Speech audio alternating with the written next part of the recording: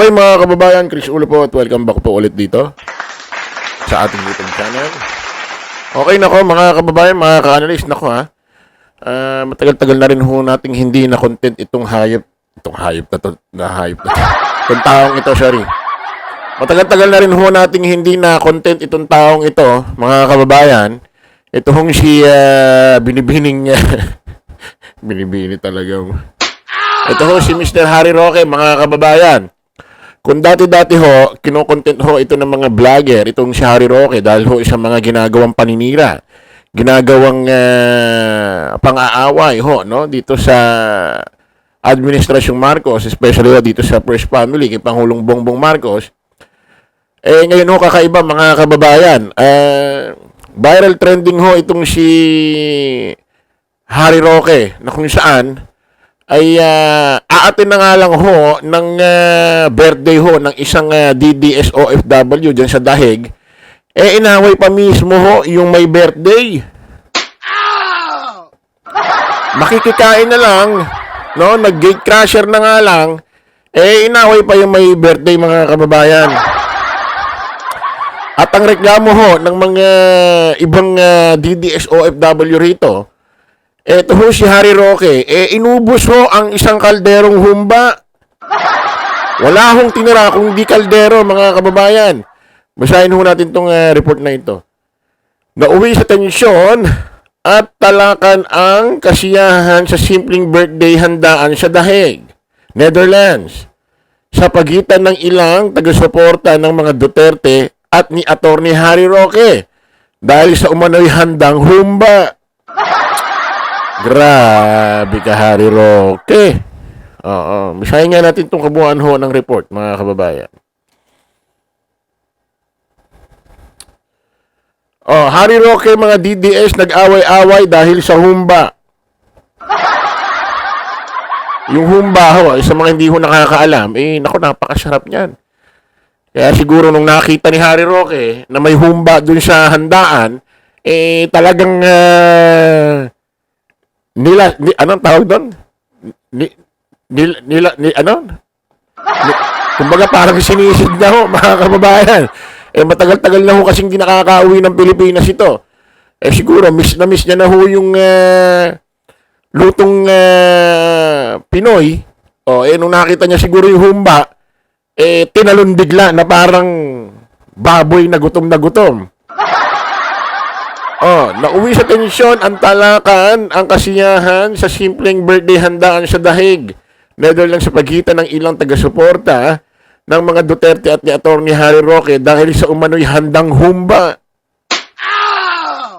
Sa Facebook Live na ipinost ni Cecil M. Arsenio, mapapanood ang pagtitipon ng mga DDS para sa special na araw ni Alvin na nagdiriwang ng birthday. Ito yung may birthday, yung Alvin. Happy birthday sa'yo, sir. May bigla namang nagtatatalak na babae dahil may isang nagngangalang Aldo na binababoy raw sila at nagpost ng hindi maganda laban sa kanila.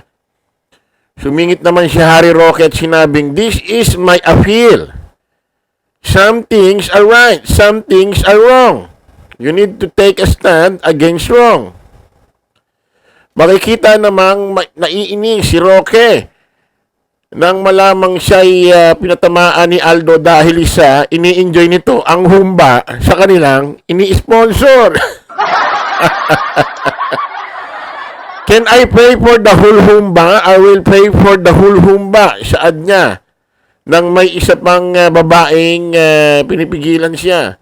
Sabi nito sa lahat, ang humba dahil mula ito sa sponsor na best friend naman ng birthday celebrant at hindi ito ibinebenta. Merong mali. You have a take a lot stand kung mali. Sunod-sunuran kayo sa kanya May kastan, giit ni Roque. Nakasagutan din niya si Alvin na nagdiriwang ng birthday hanggang sa may umawat rin kay Roque. Ang sabi niya rito, magkano ang humba? Yan, dagdag pa ni Harry Roque. Actually, may video ho ito mga kababayan eh. May video ho ito eh. Grabe ka, Harry Roque. Hindi mo man lang hinayaan na lang yung mga OFW dyan. Nakikikain ka pa eh. Hindi ka ba nahihiya? Oh.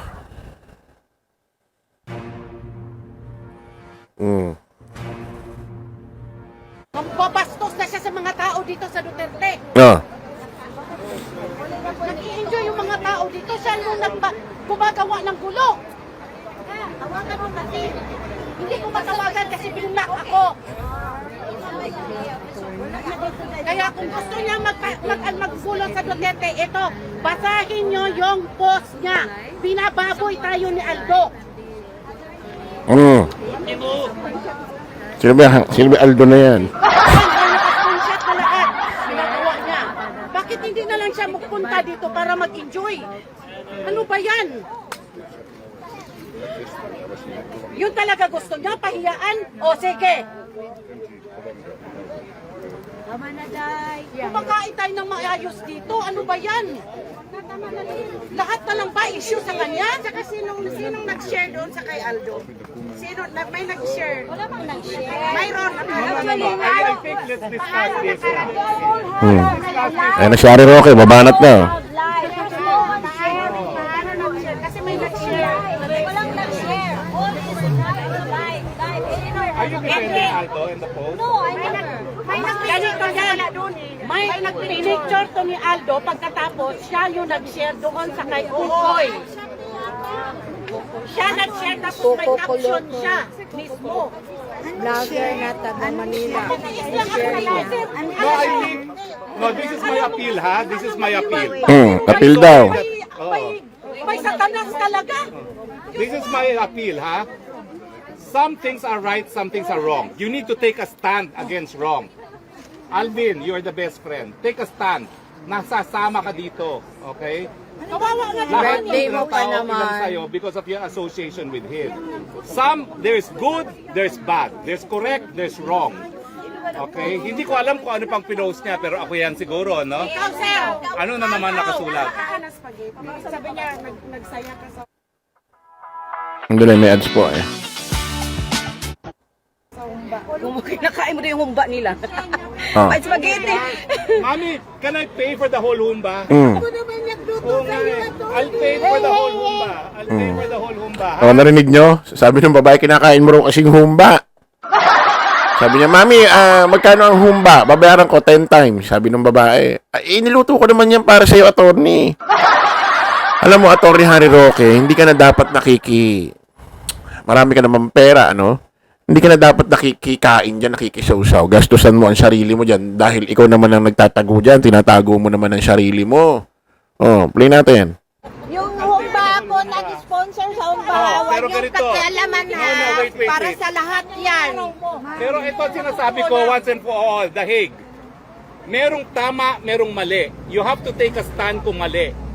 Kung mali ang ginagawa, paalam nyo. Kasi akala niya, sunod-sunuran kayo sa kanya eh. That's why he gets away with it. Ang sul-sul pa. Kailangan na magwala You minsan have to eh. take a stand. Nasisira tayo rito all because of him. Hindi, walang right. Diba? Yan yung mga taong walang Tama o ulo. mali. Diba? My goodness, food. tayo. Oh my gosh, food. At saka, Sinisira niya yung birthday ng kaibigan niya. Expression ba ng isang tunay na lalaki yun? Oh my gosh. Tanong ka lang kayo, expression ba yan ng isang tunay na lalaki? Oh my gosh! at saka, mami naman, no? Humba mo yun, no? si Alvin, birthday na birthday, oh. Birthday daw ng Alvin. No, pero wag ka na mag-plastic. He's really your best friend. Take a stand. Hey, can you stop? Hey. Attorney, Naaway pa ni... I didn't know. Kung hindi siya sumigaw, hindi ko Ako malaman. kasi, pero sinasabi ko kasi, wag ka nang magpapaka-plastic, Uy, right or kasi wrong? hindi plastic. Tell us, do you think what he's doing is correct or not? Naaway I'm pa. trying to talk to him kasi nga, this is not good kasi hindi naman pala. Grabe ito si Harry Roque, no? Hindi man lang pinalagpas man lang muna may birthday na OFW. Inaaway talaga, no? O, wag ka na raw mag-plastic, sabi niya doon sa Alvin. Hindi man lang, alam mo, Harry Roque, siguro, no, masasabi ko na, hindi ko kasi alam kung sino, kung ano mga karakter ng mga taong yan, kung ano ang, ano, natapos nila, ganyan. Pero attorney ka kasi, international lawyer ka pa. Lumalabas, parang ikaw yung nakakaangat, ikaw yung may pinag-aralan dyan dahil attorney ka. Hindi mo walang sinabi na, wag na tayo mag-away-away, sa susunod na natin pag-usapan yung mga naguluhan na yan. Mag-enjoy tayo, kumain tayo. Siya pa yung gumawa ng parang pagtalo-talo pa sinabihan ba naman yung isipin mo birthday, babad tripin mo, sasabihin mo ka na mag-plastic, birthday na birthday ng tao, ganun yung natanggap niya salita. Ano ba yung hindi mo muna sinabi yun? Ito siya, attorney, ano nangyari sa'yo, ano? Kapag ganyan yung utak mo, ha? Isipin mo, dapat nga dyan, hindi ka na nakikikain, dapat nga dyan, bago ka makikain, isure mo muna na nakakain na yung mga OFW na yan. Huli ka na. Dapat silang paunahin mo. O kayo na muna, mami. Kayo muna. Sige, mamaya na po ako. Kasi una-una, politiko ka. International lawyer ka pa. Sigurado namang may mas pera ka pa dyan sa mga yan. Patay gutom itong taong ito. Humba nga eh. Humba, may nakalagay. Humba. Hindi pala humba. Let me talk to him. No, there's right and there's wrong. And I'm encouraging everyone. Take a stand. Shouting like No, that. no, I'm not intimidating I you. can make a stance without shouting. Okay, take a Don't stand then. intimidate me. Ako kasi yung sinira. Ako kasi Tama yung na! sinira. Tama Why, na! I care if you're intimidated by me. Yeah, exactly. Hey, that's why I'm attorney! shouting to. Alvin, just tama telling na! you. Hmm. It's birthday, so please stop. But I was the one blasphemed. I know, but Ayaw pa. Stop. I was the one blasphemed. Ang tindi ni Harry Roque. Parang walang pinag-aral. Sabi nung Alvin yung may birthday, kaya niya raw tumayo sa tama nang hindi siya sinisigawan. Ang problema rito, Alvin, ito kasi si Harry Roque, mahilig mang away ito. Mahilig manira. Kaya kinakailangan, para sa kanya, pag tumayo ka sa katotohanan, kinakailangan manira ka, manigaw ka, gumawa ka ng usap-usapan. O kinakailangan, kinakailangan yata ang gustong gawing pagawa kay Alvin, kung lalagay siya sa tama, ipagsigawan niya, awayin niya, yung best friend niya na, Aldo. Sabi nung Alvin ganda ng pagkakasabi niya, kaya kong tumayo siya tama. Kaya kong tumayo kumampi sa tama na hindi sumisigaw. Tama naman. Ang problema kasi ito si Harry Roque, napakabungangera, no? Parang kaya ka pinagkakamalang bakla, Bayot binabae dahil dyan sa ugali mo, Tapos kalalaki mong tao, expression mo, oh my gosh, ano yun? Nandahil sa humba ang putik. I was the one. Mag-please ka na mag-please. Ako ang binastos. No? Mami, magkano yung humba na yan? I'll pay 10 times that. Tignan mo, kaya mo, magkano yung humba niya, mami, babayaran ko 10 times. Sino man pala, kaya mo naman pala. Bakit nakikain ka pa? Bakit kasi ang reklamo daw nung Aldo, ito si Harry Roque, sinubsob agad yata yung humba doon sa kaldero. At kaldero lang yata ang tinira. Kaya niya naman palang bumili. Di sana na malengke ka na lang dyan, tapos nagluto ka na lang ng sarili mong humba. At saka, tapos mariusap naman Harry Roque, yung mga OFW na yan. Sub-sub sa trabaho yan, sa kanilang mga amo at kung ano man trabaho nila dyan. Dapat hindi ka na nakikikain pa dyan. Or kung gusto mo makatikim, siguraduhin mo naman yung mga kababayan nating OFW, busog na sila. Pag may natira tsaka mo kainin, hindi yung para kang nauuna ka pa dyan na patay gutom. Parang hindi loyal itong taong ito, ano? lahat naman kumakain sa humba. Grabe! You have to condemn what is wrong. Yun ang sinasabi ko, no. There are things that are right, there are things that are wrong. Take a stand. Wala naman nakauso. Take a stand.